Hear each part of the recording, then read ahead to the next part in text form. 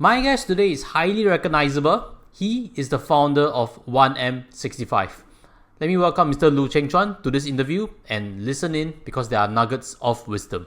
Anyway, Cheng Chuan, thank you for joining. Previous years, I don't know if you remember, I was once a critic of 1M65. I didn't quite see the use of it too much. But over time, I kind of realized it's a very solid recommendation that everybody should hear. Whether they want to adopt or not is their choice, but it's a very solid recommendation. So along the years, I kind of agreed more and more on some of the things that you mentioned. I think the path to wealth and the path to retirement is like roads to Rome. Okay, there are many paths that leads to it.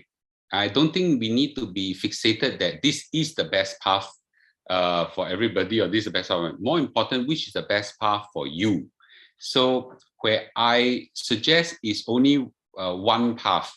Now, other people who makes money through a lot of other ways, surely, right? There are people who makes money in property, that makes money in stock market, people make money in crypto, people make money just by salary and business or whatsoever.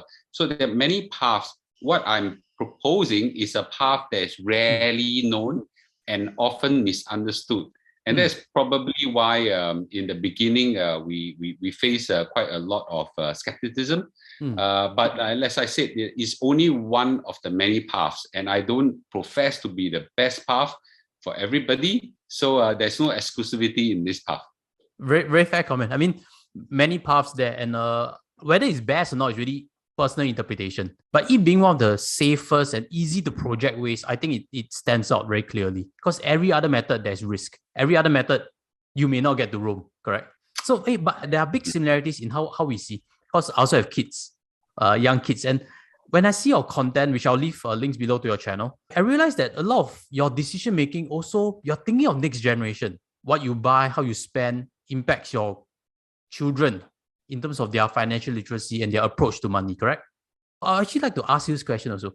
Like, when you were a younger parent, how do you actually teach your own children about money now that they are quite big already? But younger years, what was your style? What was your approach? As parents, we learn along the way as well. Okay.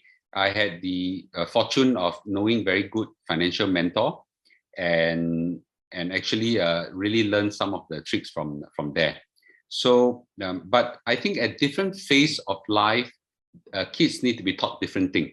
So when the kids were very young, I think you don't teach them the power of compounding, or you don't teach them about complicated stuff and things like that. So you teach them basic frugality, value of money, and basically the relationship between work and return. So when they were very young, I started off just by saving, teaching how to save money. So what I used to do is that I have this transparent, big, huge bottle, whereby the kids, every day I come back from work, I will give them I'll just tell them, kids, saving money time. And I'll give them a bunch of coins from my leftover, from my daily use and things like that. And then 3 of them from very young, very, very young, I would imagine, 3, 4, 5 years old, they will distribute the coin fairly. At that point in time, they just started to learn how to do division. So they'll just distribute coin among 3 of them. The youngest may be only 1 or 2 years old, who knows nothing except to throw the coin into the bottle, right? How big is the age gap between them? The difference between the first and second one is 2 years old. The second and the third one is only 1 year old. So okay. All very close together. They enjoy the dropping of the coin in the bottle, and then see the coins going up. It's like it's just having fun of dropping the coin. So as it grows a little bit older, then I have 3 separate transparent bottles, and that's where competition starts. We give them the free option of taking out the coin if they want to spend. They can take a coin and spend and buy cookie, whatever, candy, anything. But if they take out, then the Coco or Cheche or Mei will win them. So they will compete against each other in filling up the bottle. And it's transparent. The most important thing is a transparent bottle. So they begin to play, have savings like as if it is a game, right? So there's a competition. So that's at a very young age, right? So as they grow a little bit older, then I started to teach them about a little bit about power compounding, right? And I used to play this game on a calculator, and I used to play this game on a calculator which shows the power of compounding. So for example, I'll tell them, if you got a 4% return, okay, and if you over 10 years, what it become? You take time, 2 years, 3 years, 4 years, 5, 6, 7, 8, 9, 10. Then it becomes, I increased by about 48% or half, basically half. So I teach them the power of compounding through this way. So they take a calculator and press 1,000 times, that kind of thing. Wow. And they compete with each other and see who press the fastest and things like that.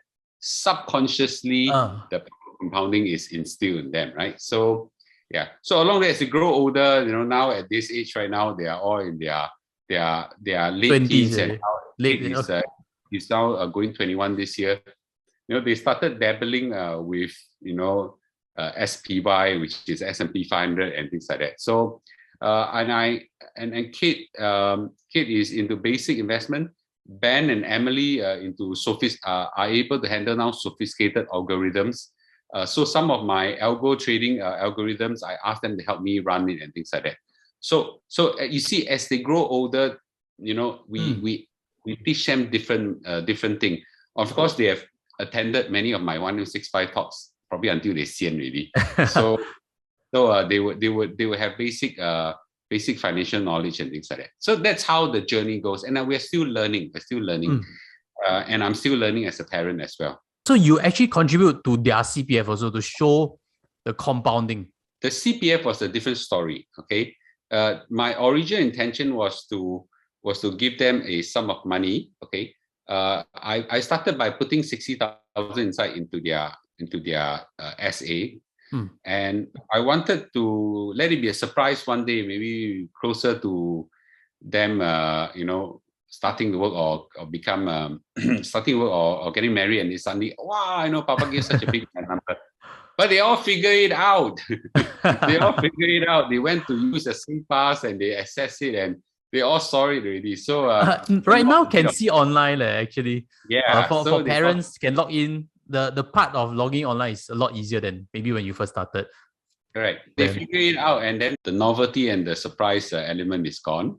But what I do believe is that it's almost like a 5% return on first 60,000. How to get this kind of return, right? So I strongly encourage not just myself or parents to do it. I also encourage kids. With some of your ang pao money that you get, consider putting them in as well. Yeah. Leave any thoughts and questions you have below on your retirement or CPF planning or teaching children about money. Any questions you may have, leave in the comment sections. I'll try to pick it up.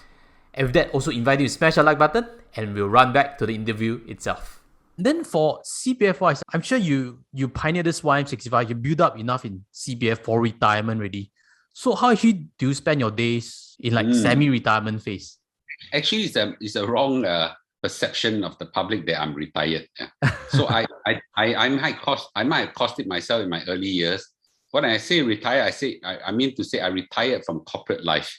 Yeah. Okay. So I retired from corporate life and started pursuing entrepreneurial and investor life. Those corporate days are over for me. I spent close to 20 years in Singtel full time. I moved from that to advisor role with Singtel. I'm still advisor to a subsidiary of Singtel, but I switched completely into entrepreneurial and investor life. So I have a company that I run with some co-founders, and then I'm also helping my wife with a company as well. And I also mentor quite a lot of companies, startups. And I'm also invested to some of these businesses as well. So actually, I'm very, very busy. On top of that, I run the 1M65 movement, which is essentially at this juncture a non-profit movement. So I'm extremely busy. Extremely meaningful life. These are things I wanted to do my whole life, and I consider this pursuing my passion. Is no longer the pursuit of money that is the motivation of my daily living, but the meaningfulness, the joy of every day that is driving me. So I think this is what I hope everybody will move into at a certain stage of their life. I think the FIRE movement speaks a lot in this direction also, which means you work not only for the money, but you can choose what you want to do already, not just the career for the sake of paying bills, correct? This is the financial independence portion. But anyway, you're in Italy right now for your wife's business. Maybe I'll do, do a shout out for you also. So you guys actually send over goods to retail in Singapore. What we do in Premium Mall, we are actually personal shoppers. We help people buy things from Europe and send it back to them in Singapore. It's a very simple business where we just arbitrage price difference between Singapore and Europe. We've been in this business since 2014, so it's quite a long business already. Yeah. So as I would like to further stress, really is my wife's business. Okay, I'm here to take care of them. I help out in ways I can. I have no affinity towards handbags and women's shoes and clothes. Apart from my just basic joy of handling businesses, I'm pretty widespread in my interest level when it comes to business. But specific to unlike my wife and my daughter, who really have a genuine passion for women luxury items, I don't have. I do appear on Premium Mall channels. Surprisingly, it's not to talk much about handbags and luxury. It's talk about finance. Okay, so you will see me on Premium Mall social media talk a lot about finance, and that's a very unusual, very unusual topic to talk to ladies about in a handbag channel. I also see you mentioned before that you draw CPF income for more than one employer. Could elaborate a bit better on that or not? Because most Singaporeans assume that we get from one employer, that's a cap, 37,740 for 1 year. But if you have two employment, you can actually increase that amount. So the CPF rules is that you can only have 37,740 per job. Per job. Okay. Per job. Okay. And if you have two jobs, it'll be 2 times 37,740. And if you have 3 jobs, it'll be 3 times that. I still draw salaries from a few of the companies I either work for, advise for, or things like that. So they pay me salaries in that sense, or rather remuneration. That's not quite salary, or remuneration. And I have this remuneration, of course, by Singapore law, will attract CPF. So each of these income sources will have a 1 times 37,740. So I've discovered this actually by accident. Okay, not that I intentionally want to go and get 2 times or 3 times this kind of amount. Then I go and work. Then I'm going to work 2 or 3 jobs. Nobody will do that. That's madness. Yeah. So it is incidental that because I work in multiple jobs, I discovered that my CPF accumulate much faster. Then I discovered that I will consider a perk. Okay, a perk. It's not a loophole. Okay, because this is not something that people can take advantage of. Nobody will go and work 2 jobs just to increase your CPF. That is madness. Some people say, you can register a company and pay yourself. Nobody will do that. Okay, to register a company, you got to pay company secretariat fee, accounting fee, and increase your income tax and things like that. Nobody will do this mad move. So it most likely will be a by the way thing. Yes, and I do encourage everybody to work 2 or 3 jobs. Not just that it increases your CPF contribution, but it also increase your income level, especially when you're young. Wait until like me, uncle, me at this age, I can work 2 or 3 jobs. But I think the future economy is going to be more project-based or gig-based. I don't know if you see that trend or not, which means it is possible that we do have more than one employers, next generation at least. Correct? I totally agree with you. In fact, with the pandemic and after pandemic, I would imagine that most employers will be happy to have their staff work for them in some sense part-time or remotely or whatsoever. So this gives rise to possibility of people working for employers, on a part-time or on a full-time basis, but they have ability to have multiple jobs. It's even possible to have multiple full-time. And because it depends on your efficiency. I have one staff works so fast and so smart that whatever I intend to give him for 1 month work, he finishes in 1 week. What am I going to do, right? You finish 1 week. We pay for productivity moving forward. Correct. More than time spent. Correct. Pandemic world. After that, it's all like that. Get the job done, results done, share the pay. That is the way forward. And you yield the fruits of a multiple stream of CPF. Okay. And there's no loophole in this, and it's actually a perk that is actually a perk that we should all enjoy if we can, right? But it's not something you take advantage of. You really got to go and work 2 or 3 jobs, in order to get this. So speaking on this topic on CPF, I want to also get your feedback because government raised full retirement sum 3.5% for next 5 years. Do you feel it's too high, or do you have a previous projection on things, and what can you suggest are things that we need to watch out for? When I first started off close to 20 years, about 20 years ago, on this journey of understanding CPF and making use of it, the CPF minimum sum then, which is now rebranded as FRS or full retirement sum, the CPF minimum sum then was only about 100K or even 80K or something like that. I can't exactly remember the exact number, but it's between 80 and 100K. And over the years, it has increased to right now 192,000, and you were set to increase by 3.5% a year. By the way, this is the power of compounding.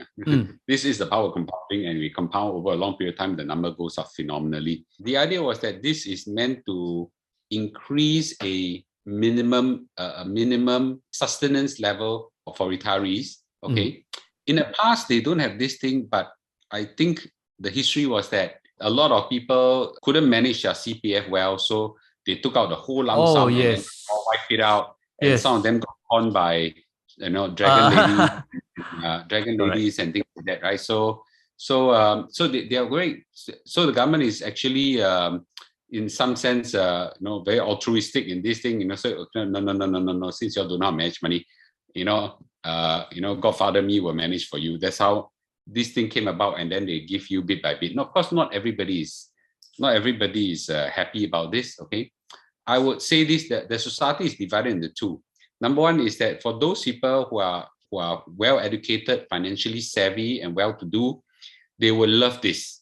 Okay, and in fact, the higher the increase is, they all welcome this. Okay, then there is a segment of society that is not so well to do, never tasted a reasonably large sum of money, and usually their special account are actually quite low. These are the people that will be very offended by this increase because they wanted to see a lump sum coming in, maybe 10, 20, $30,000, all got locked up by the FRS. So while it is a altruistically very good thing, the increase of the FRS is supposed to capture the increase in cost of living. So you should be neutral in that sense to it. Whether is it 3.5% or 2.5% or 2%, doesn't really matter that much on that incremental 1% or so. It has a very positive impact on this segment of the people, okay, and a very negative impact on this segment of people. So we got to be mindful of that our society is not homogeneous. Yeah.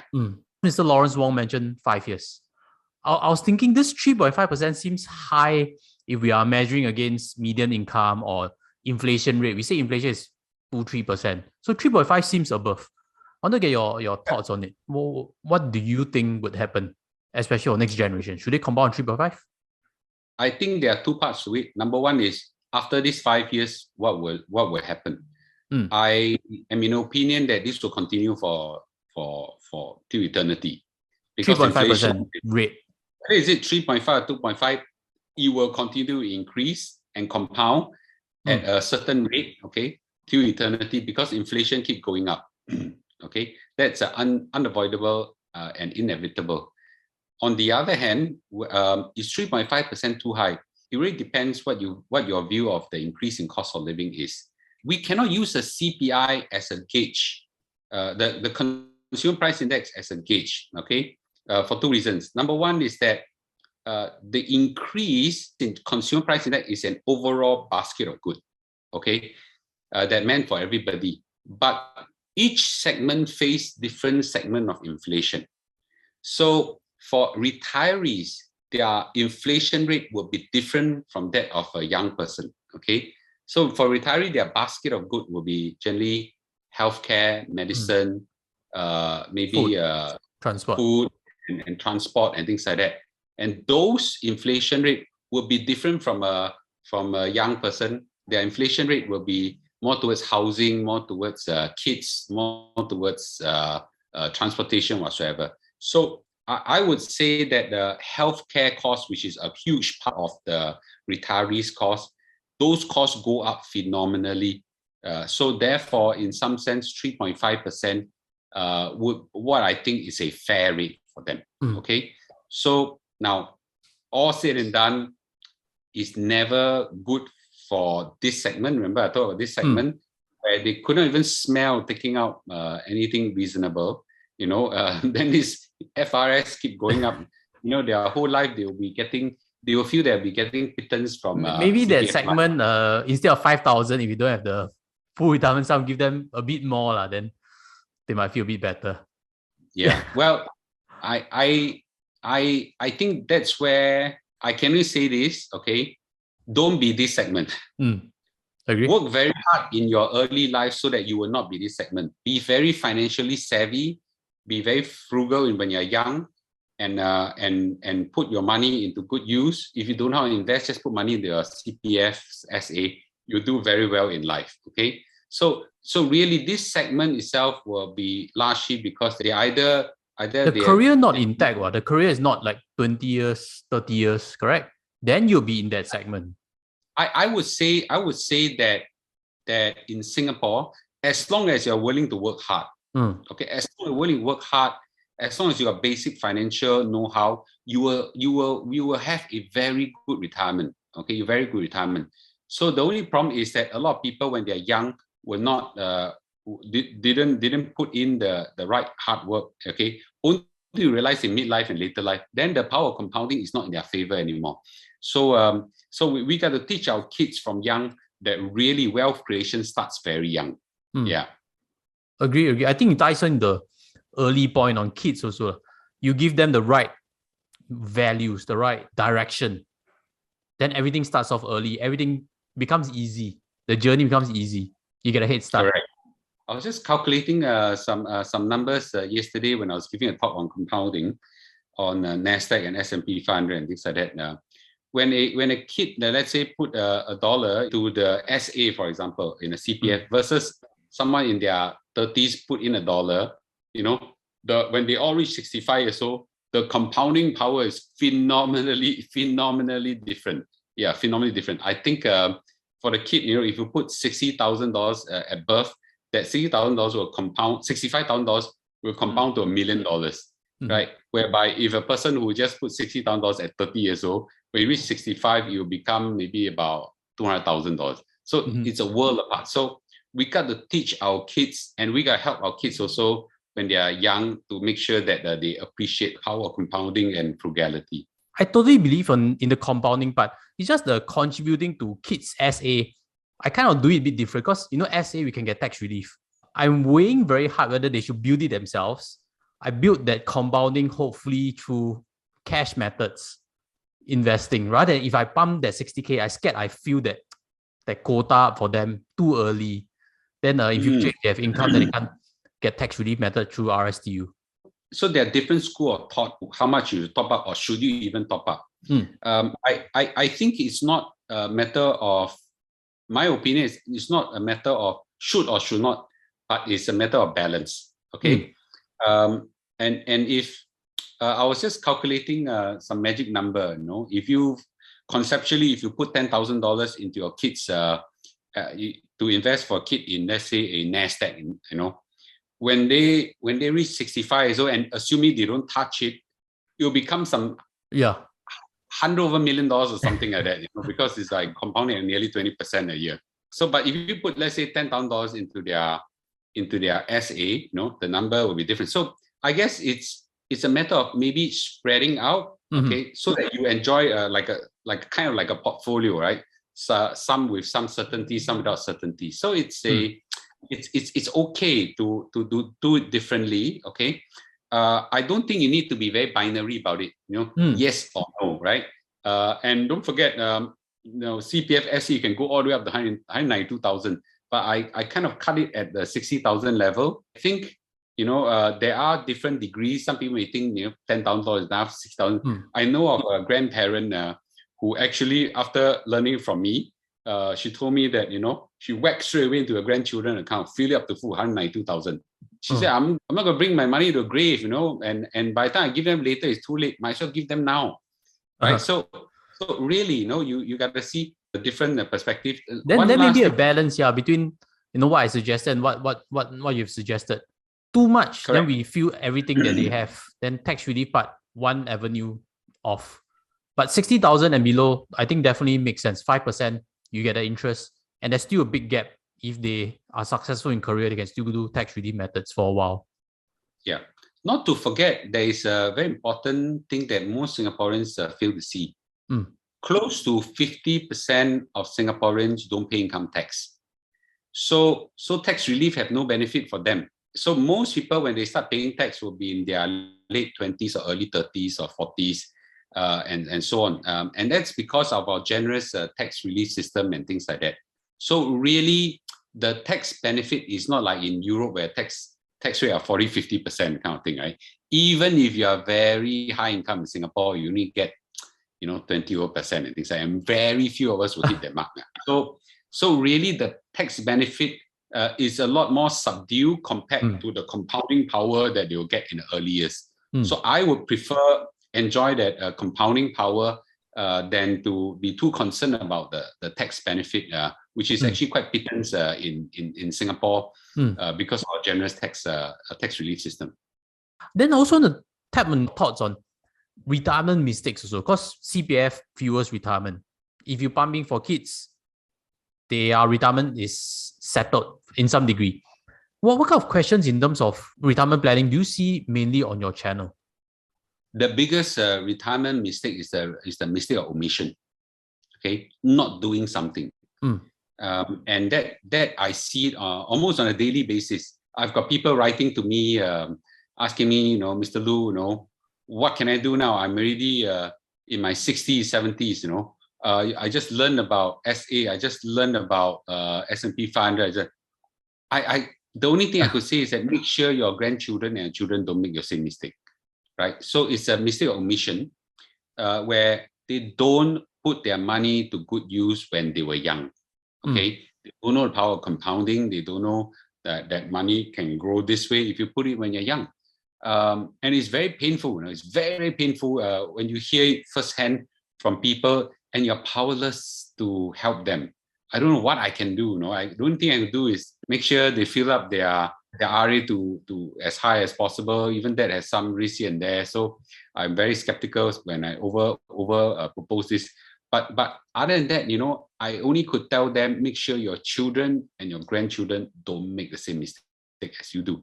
So really, this is the biggest mistake, that not to put your money in good use when you're young. Okay, and a lot of them were poisoned in the early years by CPF skeptic. That the poison is the right word to use, to think that the government take money away from you, go Hong Lim Park, that kind of thing, right? So as a result, a lot of them didn't know that there's a powerful gem. Nowadays, nobody goes to Hong Lim Park and Khao Pei anymore. Maybe because of COVID, but I think largely because the whole... I think it's education. I think the whole world realized that the CPF is a powerful money-making machine for them. I think this is the single biggest mistake faced by many people in Singapore at an old age, and I hope that the younger people do not ever repeat the mistakes of the fourth generation. So with that, I'll leave links below for anyone that's keen. Usually it's done at night, right? You do your live shows at night, right? Then head over there, check it out, and thank you so much for taking this call. Thanks for this wonderful opportunity to share with you and to everybody. Hope you have learned something from today's discussion. If you like such content, check out these previous interviews I've done. The first one is on property, the second one is on Chinese equities. Maybe one of them can interest you a bit further. With that, I'll sign off from here and see you there too. Take care and goodbye.